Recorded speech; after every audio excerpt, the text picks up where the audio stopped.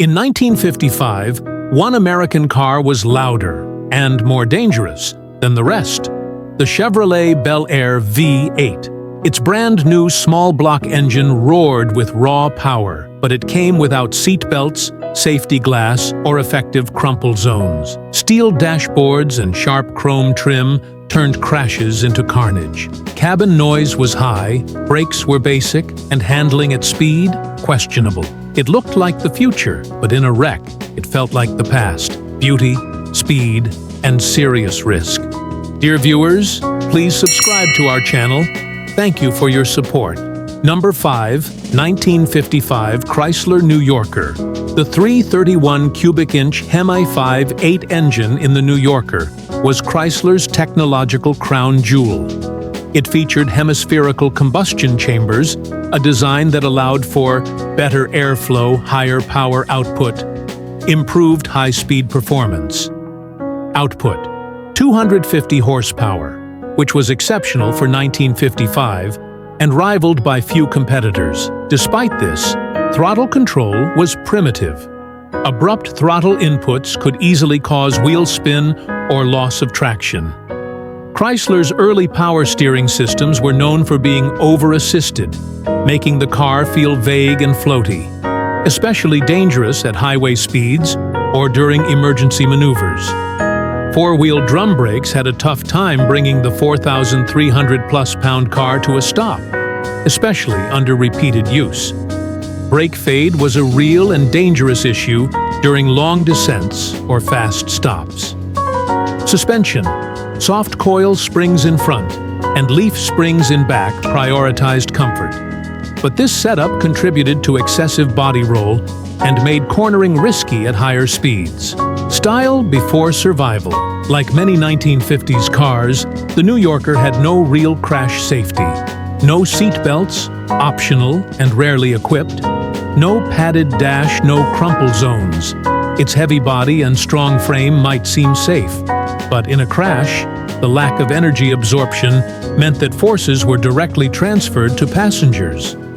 Interior elements, like metal knobs, steel dash, and a rigid steering column, made survivability in frontal crashes grim.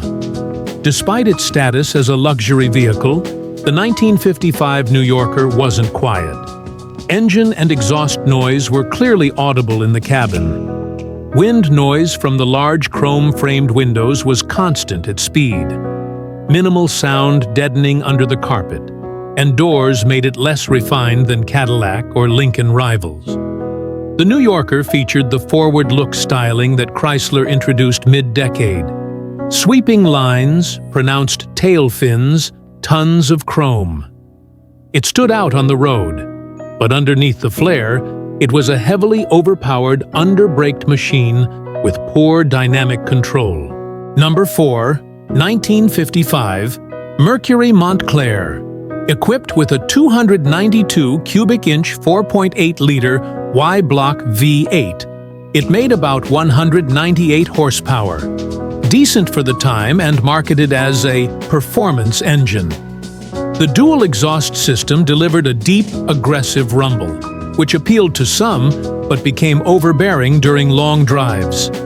The early Merco-Matic automatic was known for clunky, delayed shifts, rough gear engagement, excessive noise when cold or under load. This combo of loud exhaust and inconsistent transmission behavior gave the Montlair a reputation for being less refined than it looked. The car's soft rear suspension and uneven weight distribution meant that under hard braking or during sharp turns, the rear could kick out, making it prone to fishtailing dangerous in wet or gravel conditions. Brake fade: drum brakes were undersized for the car's mass. Especially when fully loaded or on long descents, performance deteriorated quickly. Stopping distances increased dramatically when hot steering. Early power-assisted steering was vague, with too much play, dangerous at highway speeds or during emergency maneuvers. Like most cars in the mid-50s, the Montlair lacked modern safety features. No seat belts standard, no crash crumple zones, metal dashboard, and hard interior surfaces. Its large body didn't help in a crash. The rigid frame transmitted crash forces directly to passengers. The 1955 Mercury Montlair looked upscale and powerful. And it was, but it came with poor brake reliability, dangerous handling quirks, a loud, unrefined driving experience. It was a stylish cruiser of its time, but a risky one when pushed too hard. Number 3, 1955 Packard Clipper, was marketed as a premium ride, and on good roads, the suspension absorbed bumps well. However, the torsion-level suspension, though innovative, generated clunks and groans over uneven surfaces. The drivetrain, especially in V8 models, was loud under acceleration, with minimal sound insulation in the firewall and floorboards. Engine. The new 352 cubic inch V8 made solid power around 245 horsepower, but came with valve train chatter and exhaust drone, especially on climbs or highway speeds. Poor rigidity. The 1955 Clipper lacked true unibody strength and had weak torsional rigidity in its frame, especially in hard cornering or during impacts. This made it flex in rough conditions, causing potential misalignment and long-term structural fatigue. Underwhelming brakes. Large car, small drum brakes. Not a good combo. Brake fade was common on hills or during repeated use. Emergency stops required long distances and strong pedal effort. No modern safety. Like most mid-50s cars, it lacked seat belts, crumple zones, energy-absorbing interiors. The heavy steel dash and sharp chrome knobs became hazards in collisions. While the Clipper was elegant and aimed to compete with Cadillac and Lincoln, it suffered from outdated engineering, excessive weight, minimal investment in occupant safety. Its luxury feel masked its shortcomings on the road, especially when braking or cornering under pressure. The 1955 Packard Clipper was visually sharp and technically ambitious, but it came with real dangers. A soft, noisy ride, weak stopping power, poor structural protection in an accident. Number 2, 1955 Plymouth Seavoy Noise and Cabin Comfort Engine Drone. The Seavoy used Chrysler's Flathead 6, or optional V8. Both engines were durable but loud, especially under acceleration. The V8 had more power, but also produced a noticeable drone inside the cabin at cruising speeds. Wind and road noise. Door and window sealing was inadequate, leading to whistling and wind roar at highway speeds. Poor sound insulation in the floor and firewall, which allowed engine and road noise to fill the cabin. No seat belts or padding. Like most 1955 vehicles, it lacked seat belts, collapsible steering column, an energy-absorbing dash, or interior trim. Hazardous dashboard design. The dash was flat, painted metal with sharp knobs and protruding switches. In a collision, these could cause facial or chest injuries. Steering column, a rigid spear-like column pointed directly at the driver. A major danger in front-end crashes. Soft suspension, great for comfort, but caused body roll during quick maneuvers. Drum brakes, small and prone to fade with heat or repeated stops.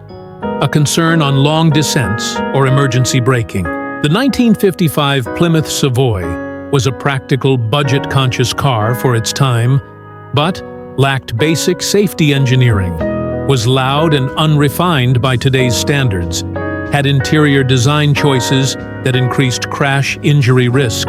Number 1, 1955 Cadillac Series 62. Powered by a 250-plus horsepower 5.4-liter V8, it delivered serious thrust, but under hard acceleration, the engine was noticeably loud, more muscle than luxury refinement.